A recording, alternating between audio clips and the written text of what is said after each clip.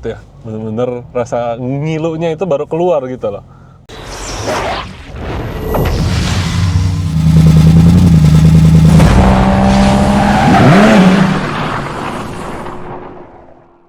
Oke, another day back at workshop. Jadi hari ini kita ada kedatangan mobil BMW M2 ya. M2 baru G series. Yang ini masih full standar dan tipenya ini adalah manual transmission. Kita bisa lihat manual transmission. Spesial banget ya. Dalamnya juga jauh lebih keren dibanding yang lama, tapi my personal opinion sih luarnya dibanding sama yang lama sih keren yang lama ya, yang tipe F series. Tapi itu menurut gua aja sih. Kalau bagian mesinnya kemarin sudah kita upgrade ya menggunakan intercooler upgrade ya. Jadi sebenarnya dia bukan intercooler tapi heat exchanger. Sini kita udah ganti pakai merek CSF. CSF ini membuat untuk pendinginan intercooler jadi lebih baik karena bahannya full aluminium, lebih besar juga menampung airnya. Jadi kalau di mobil ini dia nggak pakai intercooler air to air tapi water to air intercooler. Terus di bagian bawah juga nih kita bisa lihat ini ada yang namanya bukan transmission, sorry, ini adalah engine oil cooler, ngedinginin oli mesin yang masuk ke dalam mesin. Terus bagian mesinnya ini akan diganti dengan full exhaust system juga dan air intake ya, on progress. Nanti habis itu ada bakal kita tuning juga nih. Nah sekarang kita lagi mau pemasangan namanya GB4 ya. GB4 tuning ini jadi solusi buat mobil yang belum bisa di refresh. Ini adalah upgrade kit untuk ECU-nya ya. Jadi kita mobil-mobil yang baru nih F series dan G series yang akhir-akhir di atas 2021 tuh ECU-nya masih kena lock. Kalau mau dicuning harus kirim dulu ke luar negeri ECU-nya untuk di unlock. Nah, jadi kalau yang sekarang ini kita pakai namanya GB4 tuning untuk setel ECU-nya. Sekarang pemasangannya lagi ongoing, nanti kalau udah beres kita akan lanjutin lagi. Oke, sekarang kita mau connect ya ke mobilnya karena kita udah install GB4 dan kita udah ada GB4 mobile apps. Jadi kita tinggal pencet tombol connect karena udah ada Bluetooth-nya. Jadi gue nggak perlu colok-colok kabel lagi ke laptop yang bikin ribet dan malah jadi susah ya. Nah, di sini kita tinggal connect masuk ke dalam ECU-nya karena udah ada di Bluetooth, dia akan connecting ke sini. Oke, sekarang kita udah terconnect dan dia udah membaca berapa parameter dari mesinnya ya. Di sini kalau gasnya kita tambah nih, tuh RPM naik, dia ada juga boost-nya, nanti ignition timing, air fuel ratio, intake air temperature. Jadi ada banyak deh pokoknya yang dibaca sama dia dan mapnya ini sekarang dalam kondisi standar alias map 0. Jadi ini sama dengan standar. Kita coba dulu yuk rasanya kayak gimana kalau di map 0 ini. Oke, kita akan coba di semua mode-nya ini akan kita bikin ke M1-nya ya. Jadi di mana mode M1 itu dia lebih keluar suara knalpot dan performanya ada di Sport Plus nih. Kita coba. Oke. Gigi satunya sih berasa agak kayak apa ya? Dibilang lag, tapi powernya tuh jadi nggak kayak lepas, nggak keluar gitu loh. Mungkin karena dia mobil manual, jadi dia jaga dengan dibikin torsi dilimitasi ya. Nah ini jadi dengan kondisi standar, kita akan coba paling cuma kayak gigi 1, gigi 2 aja nih, karena tempatnya kita nggak keluar dari workshop. Coba gigi 1 keduanya. Oke, gigi 1. Oke. Dari perpindahan gigi 1 keduanya, gue berasa biasa aja ya. Jadi untuk sebuah mobil yang bertenaga katanya udah 400 HP lebih, kita nggak berasa terlalu liar gitu, padahal dia udah nyala di Sport Plus, terus dia punya steering semua ke Sport. Nah tapi gimana kalau kita udah nyalain tuningannya ya dengan GB4, kita pakai map 2 dulu aja nih. Jadi kita akan connect sekarang. Oke, sekarang kita udah connect dan gue akan rubah dia ke map 2 ya. Ini jadi masih pakai map bawaan dari GB4 Burger Motorsport. Kita bisa cek sekarang kita di map 2. Dan habis ini kita akan coba lagi rasanya gigi 1 keduanya apakah masih sama atau udah berubah nih. Sekarang kita balik lagi ke tempat tadi, kita akan coba rasanya gigi 1 keduanya setelah kita udah pakai map 2 tuningan dari GB4. Yuk kita coba sekali lagi. Gila. Ini baru nendang. Aduh, yang tadi mah nggak ada apa-apa ya guys. Bener-bener ini sekarang gitu ditarik, gitu badan baru keluar lah. Pokoknya 3000 cc-nya tuh twin turbo, ini dia baru berasa. Yang tadi mah ya sama Civic Type R juga kayaknya kesusul itu mah tadi gigi 1. Kita coba sekali lagi, gue penasaran nih. Kita rasakan masih di map 2 ya, ini belum custom tune karena masih belum ganti exhaust dan intake. Tapi sekali lagi kita coba.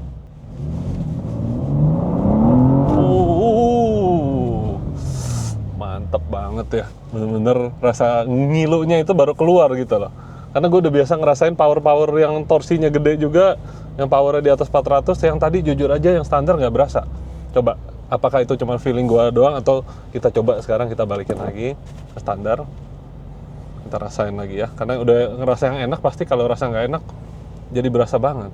Karena kita balikin lagi ke standar dan kita coba akselerasi sekali lagi.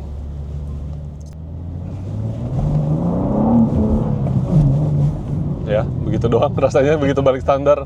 Jadi memang betul ya, dengan tuningan ini, padahal yang lainnya masih standar semua juga, kita bisa merasakan improvement power dan torsi yang luar biasa. Jadi nanti berikutnya akan kita balik lagi dengan upgrade intake, exhaust, dan kita custom tuning dyno. Nanti kita tes dan kita review lagi mobil ini. Ya, akhir kita sisa ngebleeding nih untuk M2 competition-nya. Di bagian sininya nih agak lama ya, karena kita harus bikin dia penuh dulu, padat dulu, padahal kita udah pakai sequence dari BMW, tapi memang madetinnya itu cukup lama dan lebih baik menurut gua kalau dibawa jalan, lalu kita cek lagi dan tambahin lagi kalau dia kurang. Tapi harusnya yang ini terakhir udah oke nih, dan habis ini bisa balik mobilnya. Terus sekarang kita ada mobil Pajero Dakar. Dakarnya ini yang tahun 2000 berapa nih? 2017-an gitu ya, kurang lebih ya. Dan kemarin ini data masih full standar, habis kita refresh dikit, tune up, carbon clean, kita ganti downpipe, oil gas tank, front pipe, dan juga habis ini kita mau lakukan tuning. Jadi sebelum kita lakukan tuning penting banget buat kita tahu ya performance standarnya bagaimana, karena takutnya ada masalah dengan jalur-jalur common rail atau jalur-jalur turbo. Jadi di situ kita bisa diagnosa dan juga bisa kasih solusi sebelum mulai, karena ntar kalau udah tuning mobil ada masalah nanti jadi salah-salah sama customer ya. That's why kita nggak mau langsung tiban-tiban kerjain kita bilang tuh kayak remap langsung jebrot 5 menit kelar gitu. Habis ini kita akan tes dyno, ntar kita lihat hasilnya, mudah-mudahan aman.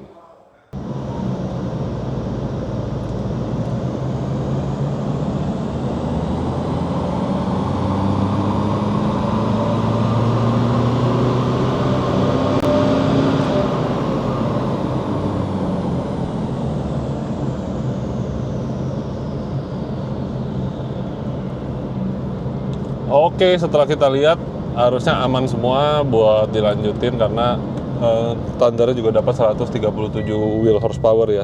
Memang standar mobil Pajero Dakar biasanya sekitar segitu. Jadi habis ini kita akan cek lagi terakhir dan kita dyno.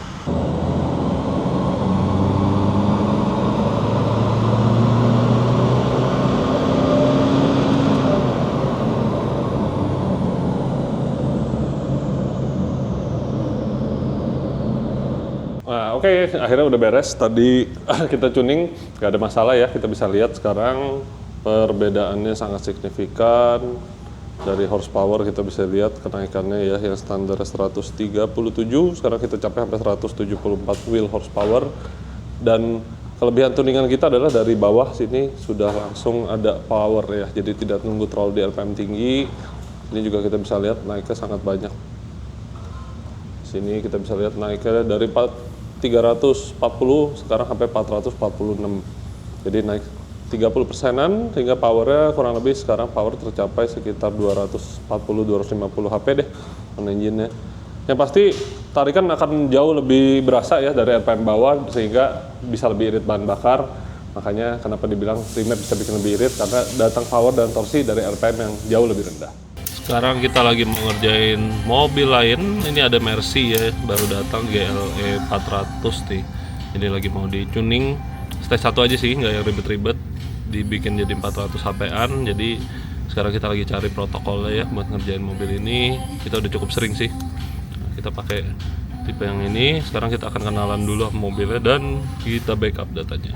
Prosesnya selalu begitu, jadi kita akan backup data dulu ya, masuk ke dalam komputer kita, biar nanti ketika mau standarin kita tahu dan kita udah punya data standarnya. Setelah itu kita dyno, kita modifikasi dan kita compare hasilnya.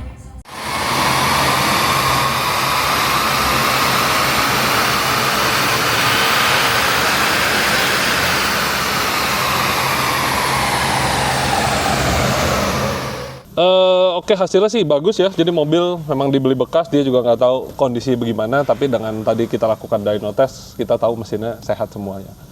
Modifikasi sih nggak banyak yang kita lakuin. Mobil ini kita cuma ganti air filternya tadi pakai Simota replacement filter.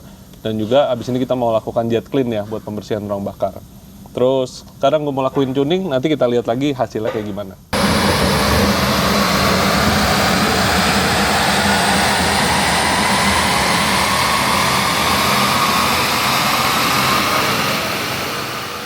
Ya, sekarang kita lanjutin ada sebuah Civic Turbo ya, ini Civic Turbo hatchback. Jadi sebelumnya udah pasang HKS mid pipe ke belakang ya, ini pakai yang racing muffler. Tipe racing muffler itu jadi dia tidak ada tabung tengah belakang. Jadi cuma ada satu tabung doang di tengah, tapi belakang tidak ada tabung. Jadi suaranya agak sedikit kencang ya. Nah, owner kemarin masih menunggu beberapa parts, yaitu ada downpipe front pipe. Jadi kemarin masih menggunakan downpipe front pipe standar, sekarang kita ganti pakai RV6. Nah, tapi downpipe ini RV6 yang kita masukin masih ada kataliknya, jadi biar tidak bau dan tidak terlalu berisik. Sekarang pemasangan lagi dilakukan sama Roman. Kalau ini udah selesai, kita akan langsung nanti naikin ke dyno untuk kita lakukan tuning Hondata. Di mobil sih sekarang udah di-tuning dengan Hondata, tapi kemarin kita kasih kayak mappingan stage 1 aja, biar dia waktu pulang udah berasa sedikit beda. Nah, nanti kita akan bahas hasilnya setelah semuanya udah selesai, kita lihat hasilnya.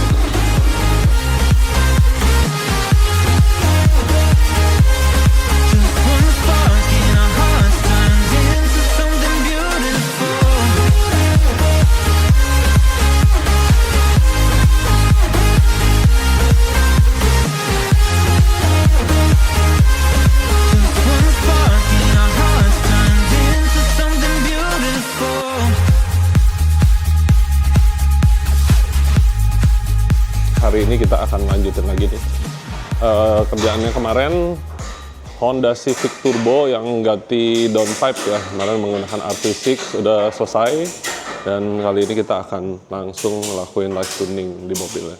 Jadi di mobil sudah terinstall tuningan kita juga sih sebenarnya Hondata, tapi masih belum di custom tune karena kemarin itu hanya diganti bagian intercooler, piping intercooler ya, kita bisa lihat nih sekarang udah menggunakan PRL. Intercooler pipe juga PRL, air filter masih replacement pakai KNN. Bagian knalpotnya tengah belakang sudah diganti pakai HKS, dan di bagian downpipe front pipe jadi masih menggunakan katalik ya, katalik cated. Dia ada 200 sel katalik biar nggak mau terlalu berisik dan juga biar tidak bau. Matic cooler juga udah kita pasang, CVT cooler, terus sisanya udah tinggal kita tuning sih. Gue penasaran hasilnya berapa horsepower. Sekarang kita akan siapin dulu di dyno dan kita akan lihat hasilnya.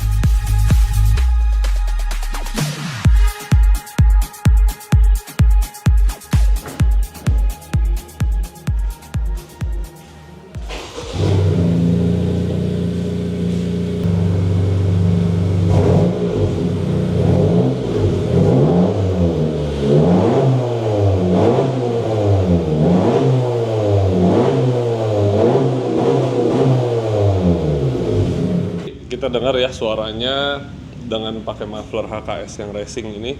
Jadi yang racing tuh nggak ada tabung belakang. Biasanya agak kencang, jadi kalau digabung dengan pakai catless downpipe, jadi catless itu maksudnya tidak ada katalik, itu akan bikin dengung banget, jadi terlalu droning, berisik. Nah, jadi tadi dengan menggunakan catless downpipe, suaranya tadi seperti itu, jadi masih oke ya, harusnya masih bisa dipakai buat daily. Dan juga memang yang namanya catless bakal lebih oke power, tapi namanya emisi, bau, dan juga suara berisik itu kadang yang bisa menjadi apa ya, pengalaman yang nggak enak lah buat nyetir gitu. Kalau udah begini harusnya aman. Sekarang kita lagi mau masukin selang busnya nih dari sumber vakum di intake manifold. Kita akan pasang dan yuk abis itu kita akan gas.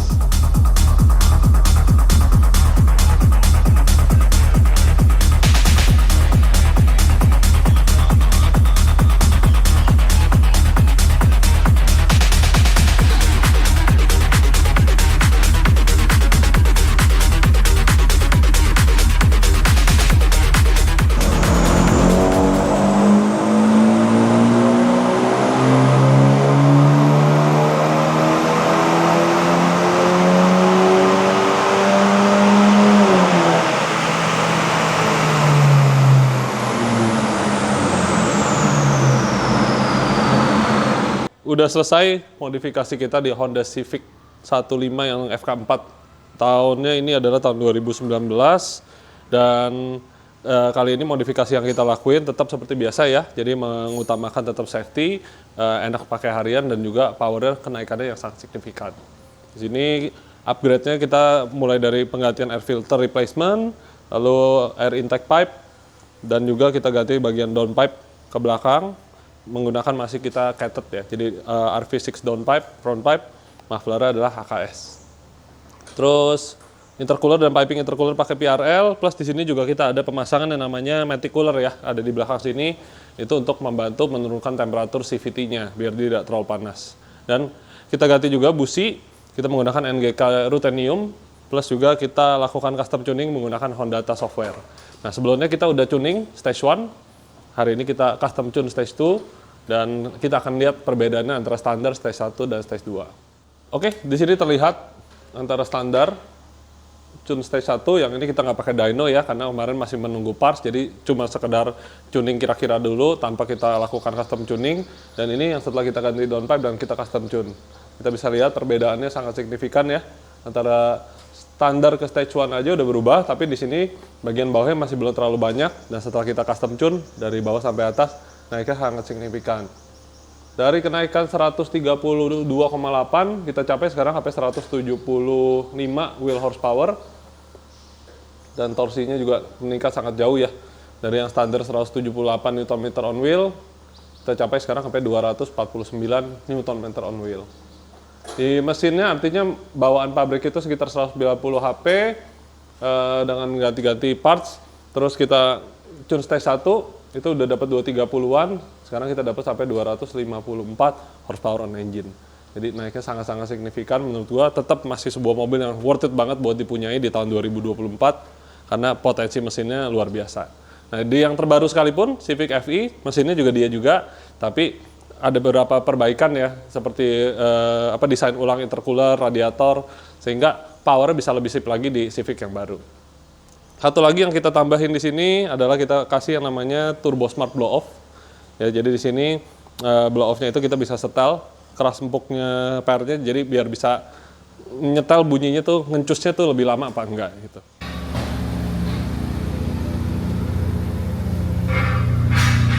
Oke, sekarang kita mau mencoba mobilnya ini ya setelah kita pasang downpipe, tapi downpipe-nya masih menggunakan high flow cated.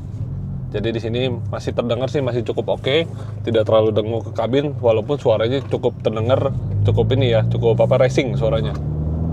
Dan setelah udah di tuning Hondata, kelebihannya adalah kita bisa punya dual mode. Jadi ketika di tombol ekonnya ini mati, kita akan masuk ke mode yang kayak kita udah remap, dan ketika ekonnya ini nyalain, dia akan merubah responnya jadi soft juga dan boostnya turun sehingga dia masih aman buat dipakai daily. Oke, setelah kita udah tuning, yang pasti berasa banget itu adalah walaupun kita taruh di D, respon gas dan powernya tuh kita bisa lihat. Tendangannya sangat-sangat berasa banget ya. Membuat torsinya itu tuh torsinya tuh sangat besar, jadi badan kita sampai ketendang ke belakang. Terus dia punya tarikan ya, jadi datangnya juga masih bisa smooth kalau kita taruh di D, dan kalau kita lebih pingin dia sporty, tinggal taruh di S, kita gas dikit aja nih. Tuh, lonjakan torsinya luar biasa gede sehingga gampang banget ya buat kita akselerasi, buat selap-selip pastinya jadi jauh lebih kepake di dalam kota. Oke, balik lagi di workshop E10. Sekarang yang ini naik lagi ya, padahal kemarin udah pulang. Jadi ada permasalahan di bagian rem belakangnya, dan memang ini customer waktu itu install sendiri ya, bukan install di workshop kita. Ternyata kemarin baut pemegang kaliper remnya ada yang ibaratnya kendor, makanya jadi posisinya tuh tidak center dan akhirnya jadi bunyi-bunyi dan ngerem sendiri mobilnya.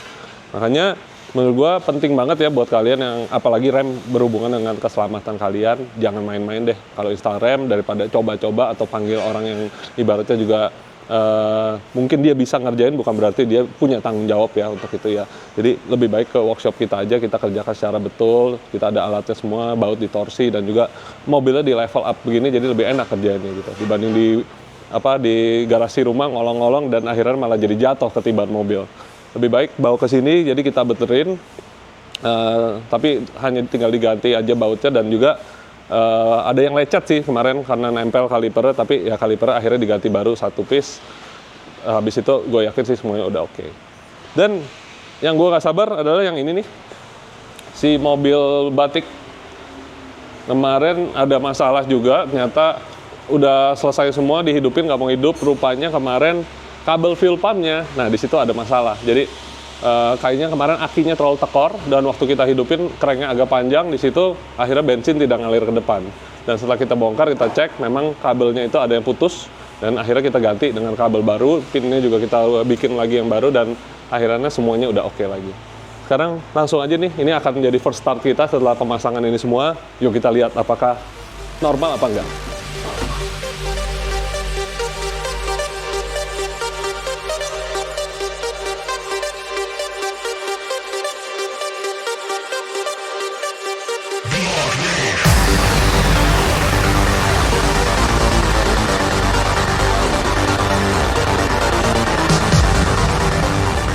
Oke, kita coba hidupin sekarang ya, karena ini udah beres semua.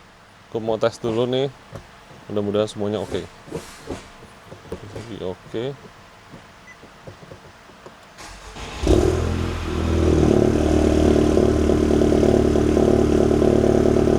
Aman, starter dengan normal, nggak ada ini. Kemarin begitu udah nggak hidup, gue udah mulai panik. Tapi ternyata ya itu, selang bensin tidak ngalir ke depan karena fuel pumpnya rupanya kabel putus. Ini sekarang kita akan geser, kita akan cuci-cuci dulu, dan nanti gua akan test drive dulu sebelum nanti akhirnya kita masuk ke dyno.